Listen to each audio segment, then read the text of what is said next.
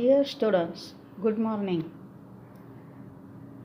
Today, subject Science 2, Introduction to Microbiology, teacher Sana Pesan. Biofuel production. In this topic, observe the figure and discuss about biofuel. Biofuel is important among the renewable source of good energy. These fuels are available in solid, liquid, and gaseous forms. These are easily available and in plenty of quantity. These are reliable fuels of the future. विद्यार्थी मित्र हो, biofuel म्हणजे जैव इंधन नवीकरण योग्य ऊर्जा स्रोतांमध्ये हे महत्त्वाचे साधन आहे. हे द्रवरूप, वायुरूप आणि घनरूप अशा तिन्ही स्वरूपात उपलब्ध होतात. नाव the topic is microbial pollution control म्हणजे सूक्ष्म जैविक प्रदूषण नियंत्रण.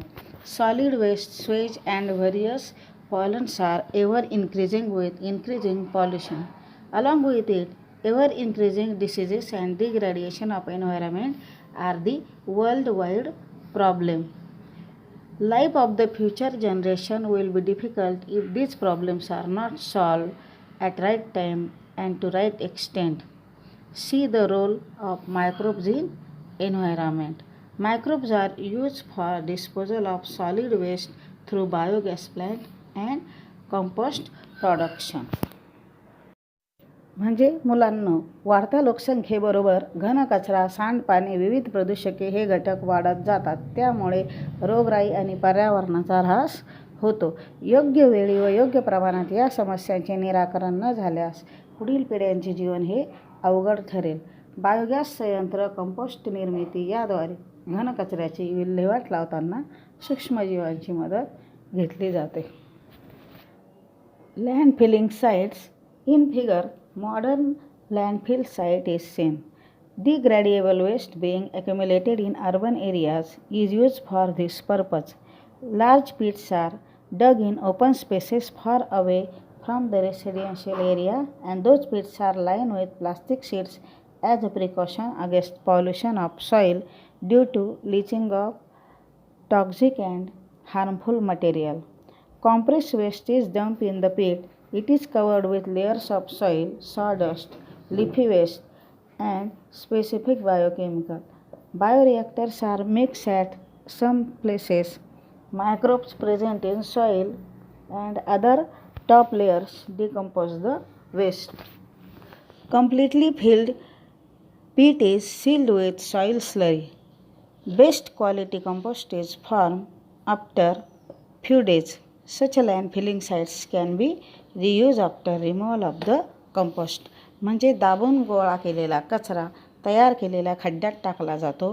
त्यावर माती, लाकडाचा भुसा, हिरवा कचरा, पालापाचोळा इत्यादी विशिष्ट जैव रसायने यांचा थर पसरतात. काही ठिकाणी बायोरिॲक्टर्स मिसळतात. खड्डा पूर्ण भरल्यानंतर माती लिंपून बंद केला जातो. काही आठवड्यांनी तेथे उत्कृष्ट खत तयार होते. The next topic is sewage management. सांडपाणी व्यवस्थापन. In villages, domestic sewage is disposed of either in nearby soil or in biogas plant. However, in cities, sewage needs to be carried to processing unit and acted upon by microbial process. Microbes which can decompose any compound as well as destroy the pathogens of cholera, typhoid, etc. are mixed with sewage. They release methane and CO2 by decomposition of the carbon compound present in sewage. Phenol oxidizing bacteria decompose the xenobiotic chemicals present in sewage. मोठ्या शहरात जमा होणारे सांडपाणी प्रक्रिया केंद्रात नेऊन त्यावर सूक्ष्मजैविक प्रक्रिया केल्या जातात.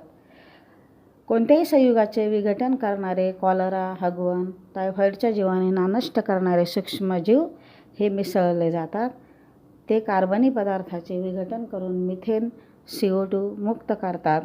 फिनॉल ऑक्सिडायझिंग जीवाणू हे सांडपाण्यातील मानवनिर्मित रसायनांचे विघटन करत असतात. The slags that set down in this process can again be used as fertilizer. या प्रक्रियेत तळाला जाणारा गाळ हा खत म्हणून पुन्हा वापरता येतो. The next topic is clean technology म्हणजे स्वच्छ तंत्रज्ञान. Human being has made a very fast progress in technology. Environmental pollution is also increasing with same speed. Let's see the ways of control over air, soil and water pollution. First is some microbes remove the sulfur from fuel. Second, metal like copper, iron, uranium, zinc, etc. leach into environment from low quality metalloids. स्वच्छ तंत्रज्ञान यामध्ये मानवाने सूक्ष्मजीवांचा वापर करून वायू, भू व जल प्रदूषण यावर कसे नियंत्रण ठेवतात ते पाहू. काही सूक्ष्मजीव इंधनातून गंधक काढून टाकतात. हलक्या प्रतीच्या धातुकांमधून तांबे, लोह, युरेनियम, जस्त असे धातू हे पर्यावरणात झिरपतात. ते झिरपण्यापूर्वीच थायोबॅसिलस व सल्फोबॅसिलस जीवाणूंच्या साहाय्याने त्यांचे संयुगात रूपांतर केले जाते. Sulfuric acid is present in the acid rain and material coming out of mines. You know that erosion of metal present in statues, bridges and buildings occurs due to it. Sulfuric acid is source of energy from some species of bacteria like Acidobacillus ferrooxidans and Acidophilium species. Hence, these bacteria can control the soil pollution occurring due to acid rain. Our last topic is microbes and farming. सूक्ष्मजीव व शेती. Microbial inoculants सूक्ष्मजैविक संरोप. Some microbes containing inoculants are produced by a process of fermentation. These inoculants are sprayed on seeds before sowing, and some of the inoculants are released in the plants. Microbes in the inoculants help in the plant growth by supplying nutrients. They improve the quality of vegetarian food. Solution containing azotobacter and artificial nitrogenous is used in organic farming. म्हणजे किण्वन प्रक्रियेने काही सूक्ष्मजीवयुक्त संरोप बनवले जातात. पेरणी आधी बियाणातून पोषक संरोपाची फवारणी केली जाते. संरोपातील सूक्ष्मजीव त्या वनस्पतींना पोषक द्रव्याचा पुरवठा करून वाढीस मदत करतात. सेंद्रिय शेती करताना कृत्रिम नायट्रोजनेज ॲझोटोबॅक्टरयुक्त द्रव्ये वापरली जातात. Soil pollution occurring due to chemical fertilizers is prevented due to use of these solutions. Fluorocetamide-like chemicals are mixed with soil due to use of chemical pesticides in agriculture. Our last topic in this chapter is bioinsecticides. Bacterial and fungal toxins which can destroy pests and pathogens can be directly integrated into plants with the help of biotechnology. Being toxic to insects, they do not consume to the plants. Similar to bacteria, some species of fungi and viruses are useful as pesticides. Spinosad, a byproduct of fermentation, is a biopesticide. म्हणजे विद्यार्थी मित्र हो, जैव कीटकनाशके जीवाणू व कवक यापासून मिळवलेली व पिकांवरील कीड, कीटक, रोगजंतूंचा नाश करणारी द्रव्ये असतात. जीवाणूंपासून मिळवलेली टॉक्झिन जैव तंत्रज्ञानाने थेट वनस्पतीतच अंतर्भूत केली जातात. कीटकांसाठी ती विषारी असल्याने कीटक त्या वनस्पतींना खात नाहीत.